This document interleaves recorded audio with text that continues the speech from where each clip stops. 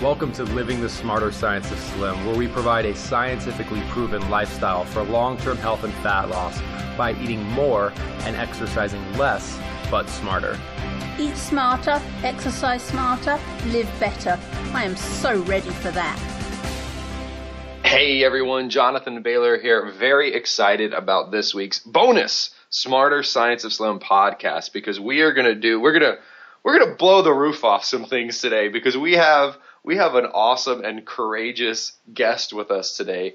Her name is Dietitian Cassie. She's online all over the place spreading awesome nutrition information. She's at dietitiancassie.com on Facebook, Dietitian Cassie on Twitter, at Dietitian Cassie. But the thing that's so special about Cassie, is that she is a registered dietitian.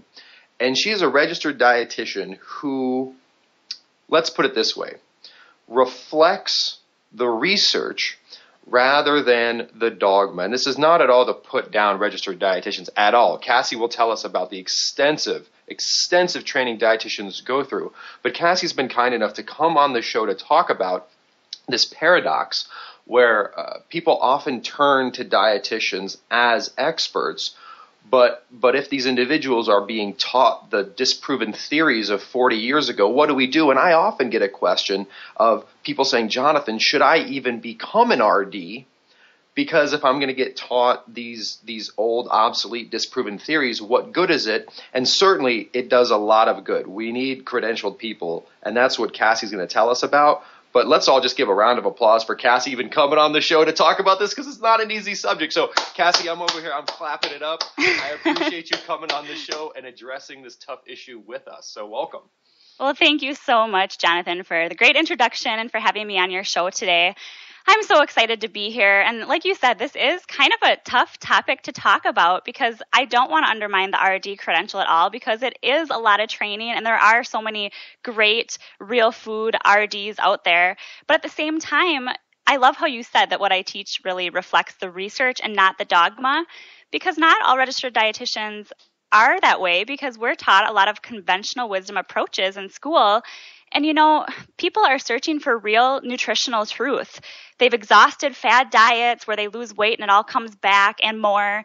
And they've switched from regular pop to diet and haven't lost a pound. And they've eaten low fat and counted calories and points and morsels and everything else. And it's just not working for them. So I think that that's one thing that I find a lot in my practice is my clients will come to me and say, okay, well, I've seen dietitians who have told me to eat this much and count my grains and eat more of this and that and low fat. And, it's just not working, and I've gained weight and I'm frustrated and I'm exhausted. And where do I go from here? Mm-hmm. Mm-hmm. And, that's my passion, is to teach people how to take research-based nutritional concepts and make these fit into their everyday living, no matter what their circumstances are. And I really strive to teach people how to live a balanced lifestyle through real food and exercise. And this is one of my favorite parts about my life too, is I'm constantly striving to maintain this balance in my life. So I'm excited to be here and talk to you today and answer any questions that you may have for me as well. Oh, well, thank you so much, Cassie. Well, a couple things I want to get out right at the very beginning, and that is my personal opinion. If you're an individual out there considering whether or not to become an RD, I would 100% say go for it and be awesome like Cassie, meaning get the credentials. The credentials matter and they're really helpful. We need people on the inside and we need people on the outside. So go become one of the people on the inside, because you can make change that someone like me can't. But at the same time, and Cassie, I want you to tell us your story about how you did this. Don't let the dogma dominate you. Let the results and the science be what you reflect. But Cassie, how did you do that? Because with all this school, I can imagine after a while, the famous quote, a lie told often enough becomes the truth. Mm. How did you avoid being indoctrinated?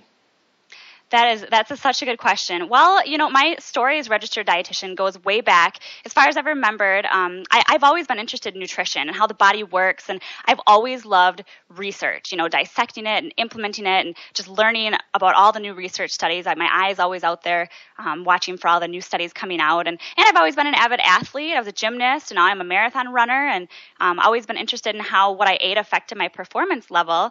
And, so I kind of took both my passions and I studied the combination of nutrition and fitness. And with the ever-changing field of nutrition, I began to get questions all the time about what's healthy and what's not. So this made me question everything I was taught.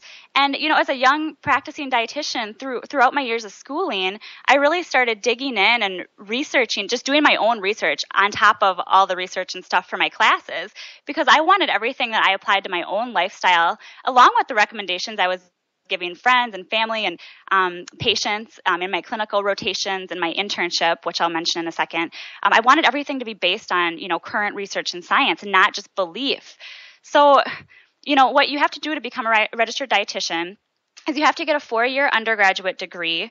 So I did mine at Minnesota State University. And then after you obtain this, to be a registered dietitian, you have to go through a really competitive process and get an ADA, or now AND, Academy of Nutrition and Dietetics, approved, accredited internship.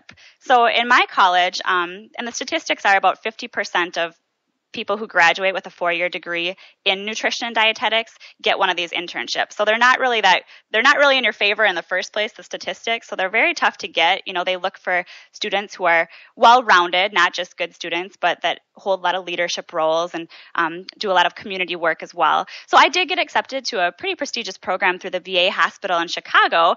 And what you do in your internship is you have it's a full year of clinical rotations. You spend time on the cancer ward and in cardiology, and you go to surgeries, and you have research projects, and you take master's classes, and it's quite a rigorous program. And throughout all of this, you're taught conventional wisdom approaches. You're taught what the FDA and the USDA, everything is based on their guidelines. I was taught to treat heart disease with Cheerios and oatmeal and margarine, and definitely not butter or eggs or cheese, which surprisingly or not is what nowadays I encourage my clients with heart disease to eat for breakfast every day. And I was taught to, for diabetics, 45 to 60 grams of carbohydrates per meal, including rice and pasta and bread and all of those horrendous foods, Jonathan, that spike blood sugar levels and aren't really healthy for anyone. So I think there comes a point where you have to step back and look at what makes sense and evaluate just what you feel and believe in your own heart. And it never made sense to me that when you're on a quest to be healthier, you should eat 100-calorie pack snacks and consume sugary products, because we all know that all those products that are lower in fat are higher in something, usually sugar or artificial sweeteners. Well, Cassie, here, I just want certainly these institutions and these individuals who are in these programs. These are smart, incredibly smart people, and the MDs and the PhDs that continue to prescribe, for lack of better terms, white potatoes and white rice and whole grain bread to diabetics. I'm sure in day one of learning anything nutritional from a biology perspective, you learn that if you drink a Coke or if you eat whole grain bread, when they leave your stomach, they're the same thing. But we actually prescribe things that spike blood sugar to diabetics. Like, you have to eat more of them. How does an educated, intelligent person not have their brain explode when they hear that?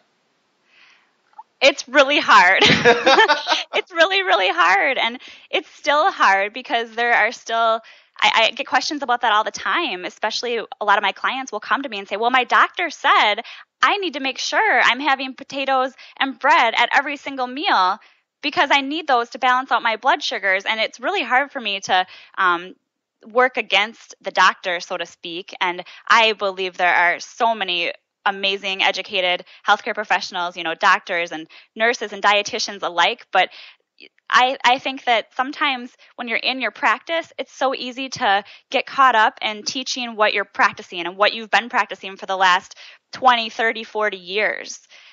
And I think the difference is I'm always reading the newest research, and I spend most of my free time listening to podcasts like yours and Jimmy Moore's and reading books, about all these research studies and what's actually working for people.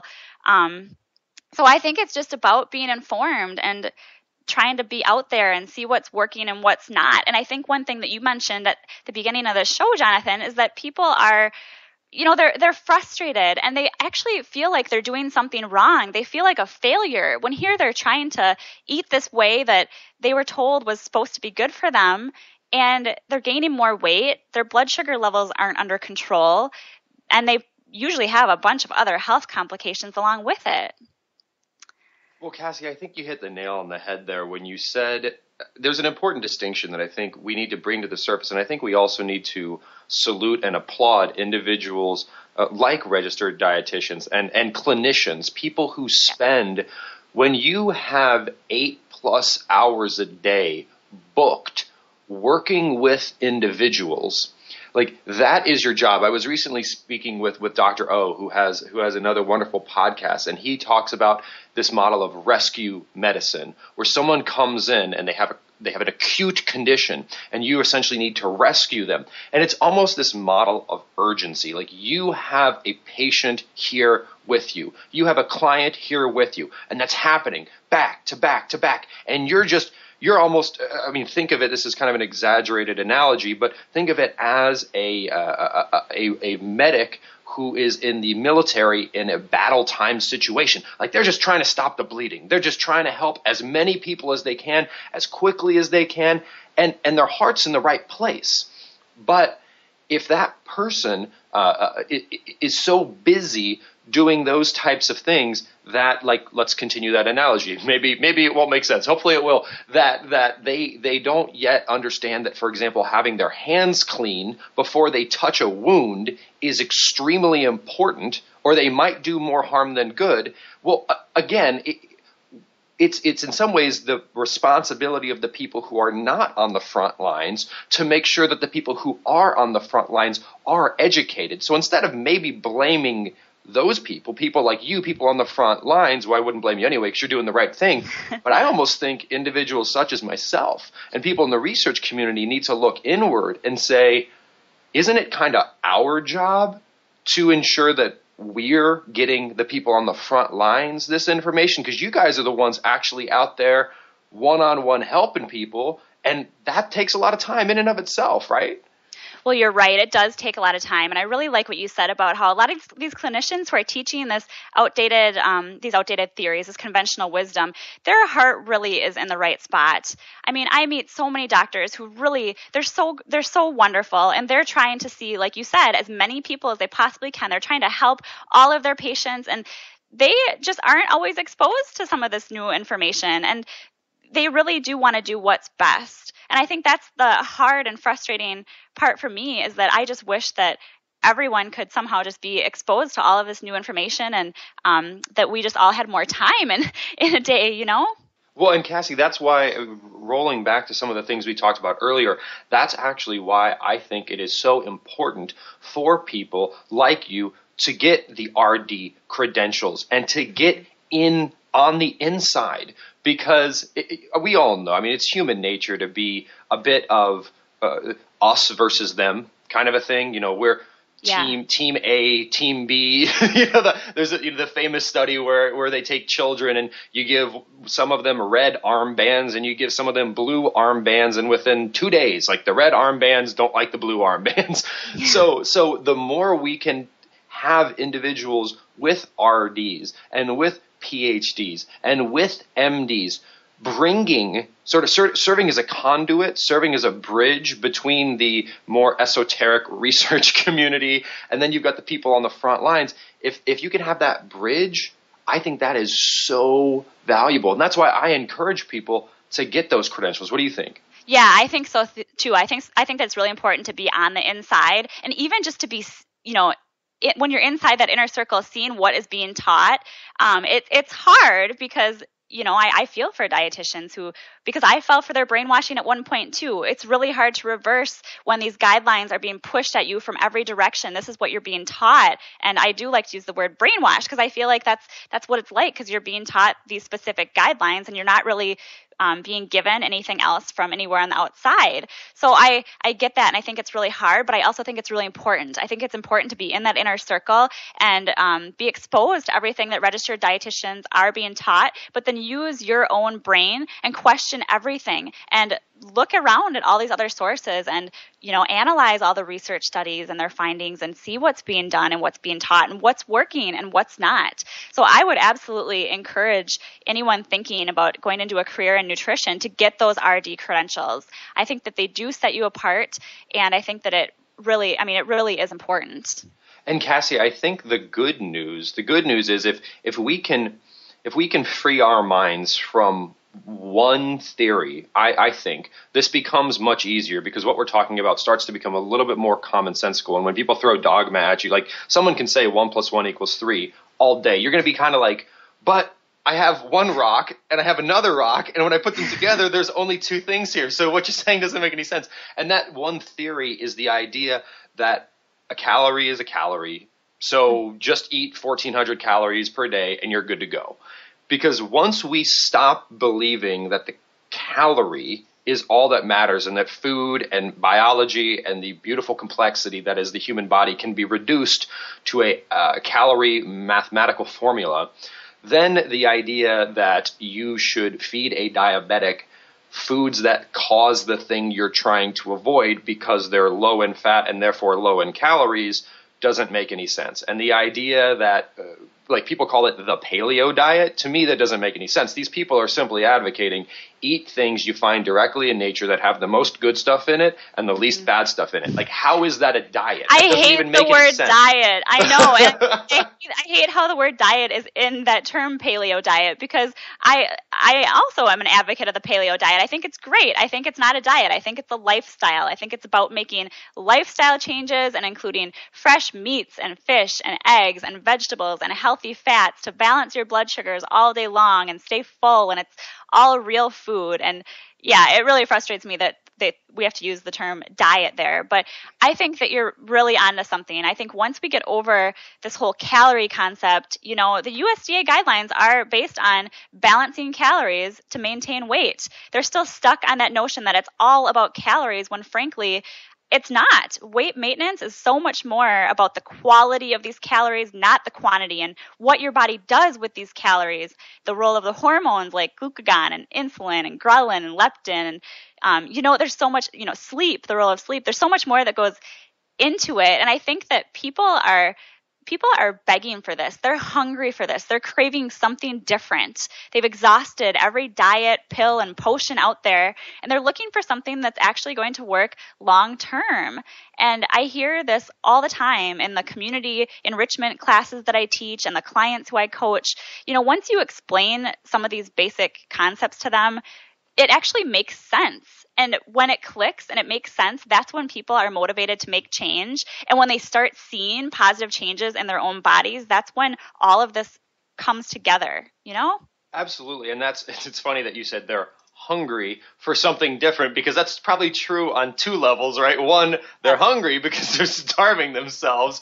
And two, there's this horrible cognitive dissonance between being taught something, which as soon as someone's, and the funny thing, Cassie, is that intuitively we know this. It's just like it's almost like we forgot. Like everyone knows that eating 140 calories of Coke is not the same as eating 140 calories of spinach. Like we all know that is true. Yes. But when food manufacturers and even the USDA keep telling us otherwise, we just forget it. Like we have so much going on in our lives. It's like, what's in front of me right now? What's constantly being told to me?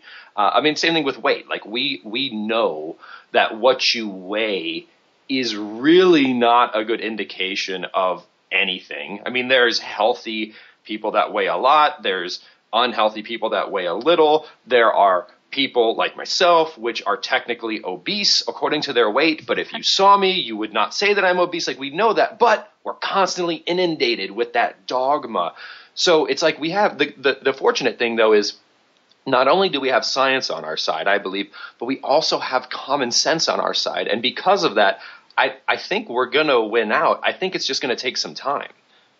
Yeah, I love that. We do have common sense on our side. And I think that, like I said, when people really take a step back and they really look at all of these different diets that they've tried and different things that they have counted in order to, maintain their weight and get healthy, they step back and they're like, you know what? It doesn't make sense. It doesn't make sense for me to be eating all these diet foods and bars and shakes and food that's delivered to my doorstep, and I just want to eat real food. I've heard that so many times. I just want to be normal and eat real food because it just seems like it's the right thing to do. And it is, because our bodies were designed to metabolize real food, not these packaged and processed and refined food products. Oh, absolutely. I mean, you talk about counting things. I think with one of the challenges with some of this stuff too is that there is kind of this intuitive, in some ways it's like, here's an example. If someone tells you, and you didn't know anything better, that the earth is flat, you'd be like, okay, yeah, that makes a lot of sense, right? I'm looking outside and it must be flat, because if it wasn't flat, like, we'd fall off. Like, I mean, it kind of makes sense. Like, if you look around and if you just think about it, yeah, the earth is flat. But of course that's not true. And if you think about it, like, yeah, it's just calories in, calories out, and a calorie is a calorie. Okay, that's cool. But it's actually not true. So and fat makes you fat, right? Exactly. So it's sort of like, well, it's almost like there's common sense on both sides, but it's like you have to have, like, once you understand gravity, it kind of makes sense that the world isn't flat. And once you understand the solar system, you're like, oh, it's obvious that the earth isn't flat. I got it now.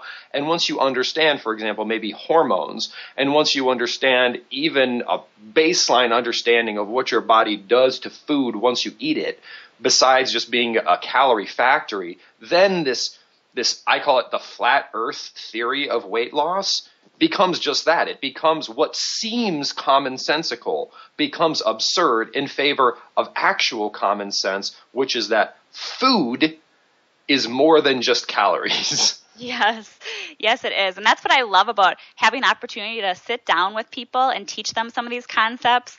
Like you said, I mean, once you get to that underlying science behind it and explain how hormones work and explain blood sugar regulation and how that helps balance weight and everything else, people really start to get it. And that becomes their motivator for change. And when they, I don't think that people really want to know every single specific detail. Some do, but I think others just want a general explanation. And once that makes sense to them, they're just like, oh, and now I get it. I get how that works. Now I'm not afraid to eat fat. Mm-hmm. But before they understand that, when they're just brainwashed with all this low fat, fat free, skinny, light, well, when they're not getting their information from science, when they're looking at, marketing and people that are just trying to sell them stuff, of course, we get those messages from every direction, on billboards and food products and TV and radio commercials. And it's no wonder why people are confused.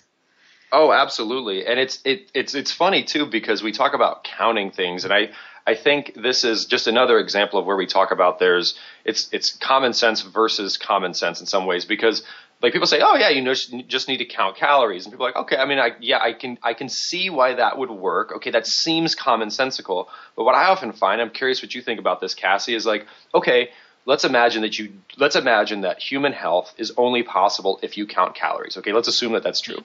Why don't we need to count electrolytes in and electrolytes out? And why don't we need to consciously monitor our blood sugar levels when we're not diabetic? Like, why doesn't every human being on earth need to consciously monitor their blood sugar levels or their blood pressure or the amount of vitamin C they're taking in or the amount of phosphorus they're taking in or the amount of magnesium they're taking in? Like, if we actually need to consciously regulate things we put into our body, then why don't we have to consciously regulate all of the things we put into our body, not just one of them? Yeah, why do we just pick one specific thing? That's a good point. And I think, like you said, the calorie counting concept, it's a very flawed theory, But people are still a little confused about it because when they tried Diet Program X, it had them counting calories and they lost some weight. Mm-hmm. Granted, they gained it all back and an extra 20 pounds on top of it, but something about it seemed to work. So it makes them tempted to go back to that and try it again when they're desperate.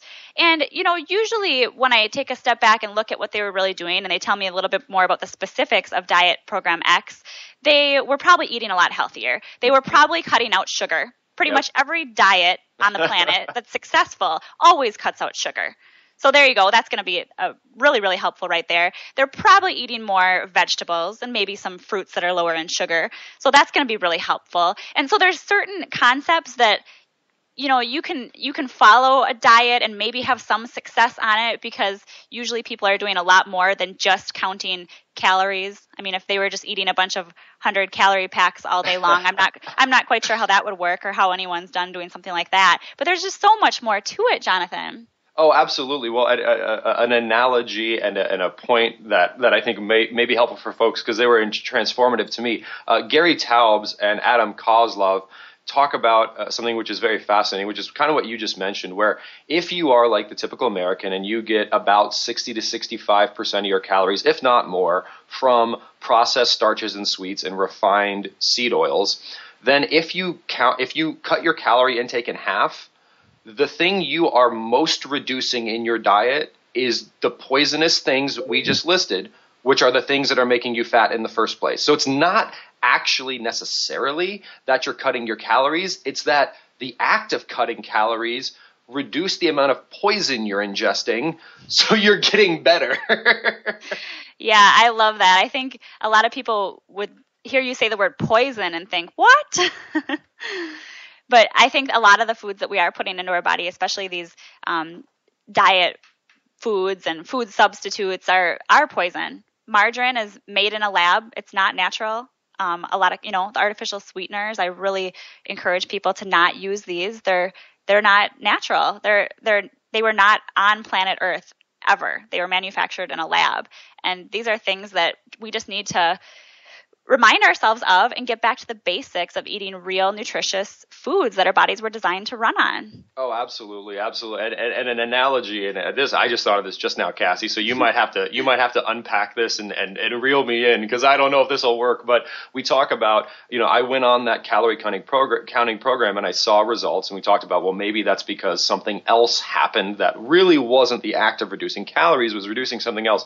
So here's an analogy. Let's say that someone is like, I have this pill that's going to help you feel better. Like, it's going to enhance your mood. It's probably going to make you it's the happy pill. It's a happy pill. Okay. And actually, the happy pill. Okay. It's the happy pill. And the happy pill is actually just a gel capsule filled with water. But let's not tell anyone that. It's a teeny tiny pill. But let's say to get the happy pill, you need to go outside in the sun. You need to put some headphones on that have some like very uplifting music, and you have to walk in the sun for 20 minutes to get to the store that's going to give you these happy pills. And you start taking these happy pills, and you do this every day. You're listening to your very uplifting and positive music. You're out in the sun, you're walking for 20 minutes, and you're like, man, I'm feeling better. Like, these happy pills really work. Like, they're making me feel They're making good. You happy. Whereas in reality, it's actually these other things that you were doing, not that pill.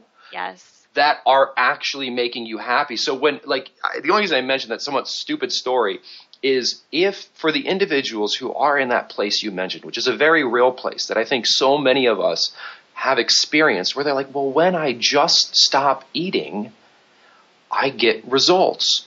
Well, that's happening because you're eliminating these certain metabolically destructive substances, and you can eliminate those and still eat, and you'll even get better results when you do that. When you don't just eliminate the bad, but you eliminate the bad and you replace it with the good. What do you think?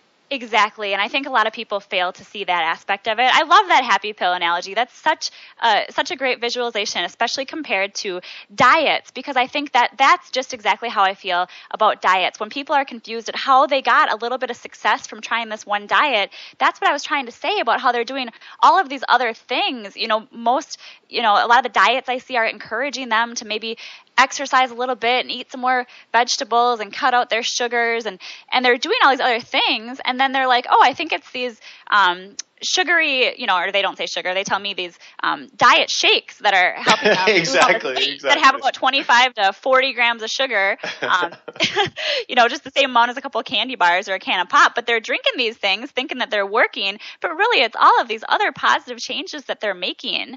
And I think that is just so common in our culture. And I think it's just so wonderful that we have individuals like you who can go let's call it inside the belly of the dragon, go on the inside and champion this and folks, I would really encourage you, if you haven't checked out Cassie's work, check out dietitiancassie.com.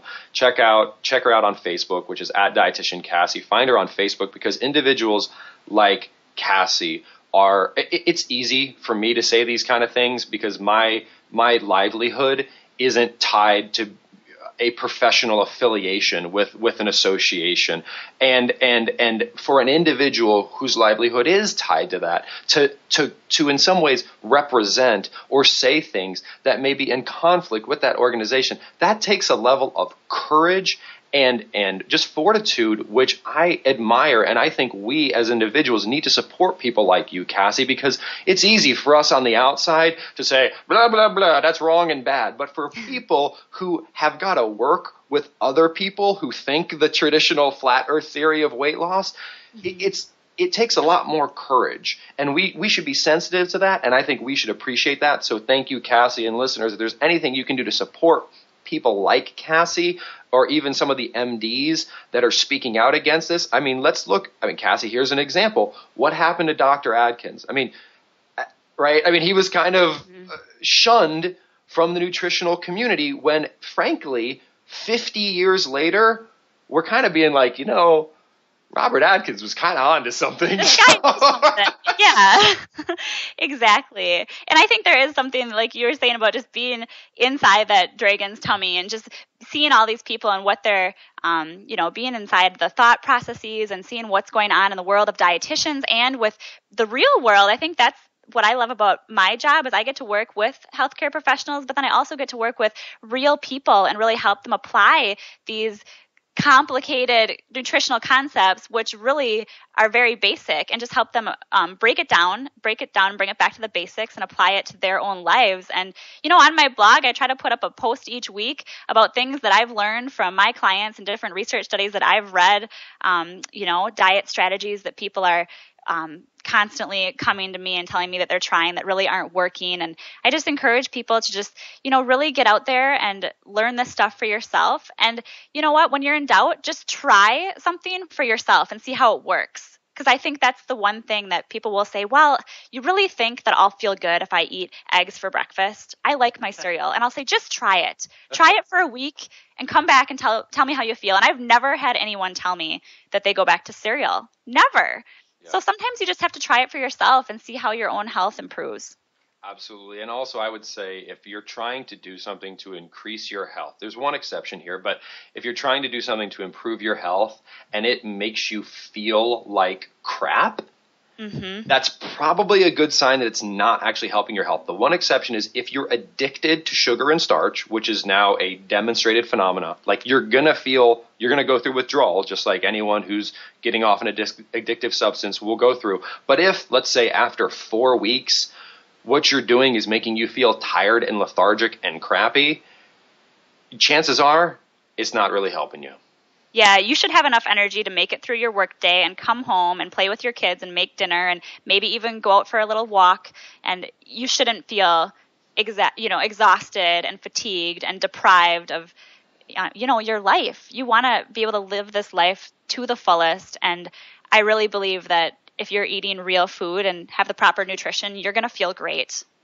I love it. Cassie. Couldn't have put it any better myself. And folks, let us all applaud one more time.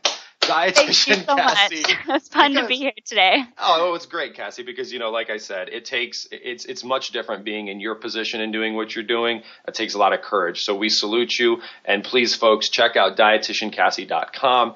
Give her a like on Facebook. Follow her on Twitter at Dietitian Cassie. And remember, this week and every week after, eat more and exercise less, but do it smarter. Talk to you soon. Wait, don't stop listening yet. If you like the podcast and if there's other ways we can help you, please join us in the Smarter Science of Slim support group, which is freely available at the Smarter Science of Slim website, smarterscienceofslim.com. There you'll find all kinds of free recipes and success stories and just all kinds of fun stuff like how to help your kids go sane and just great community content. And just one last thing before you go, if you wouldn't mind heading over to iTunes and up onto Amazon.com and leaving us a review, and then going over to Facebook and liking us, we would hugely appreciate it.